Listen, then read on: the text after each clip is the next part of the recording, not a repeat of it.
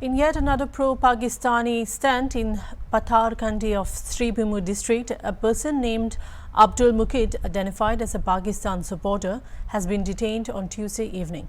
Abdul Muqid sparked controversy by posting Pakistan Zindabad on social media, expressing support for Pakistan. The Patharkhandi police arrested him from his residence in Tilapari.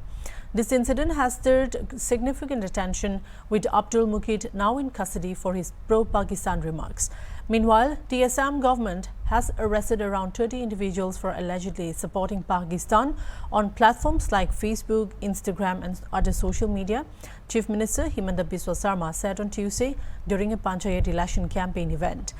The move underscores the government's zero-tolerance stance on activities deemed anti-national, especially during sensitive periods like elections. কি নাম? আব্দুল মুকিদ, কোন জায়গাতে বাসা? টিলাবাড়ি। কি কারণে তোমার ধরা হয়েছে?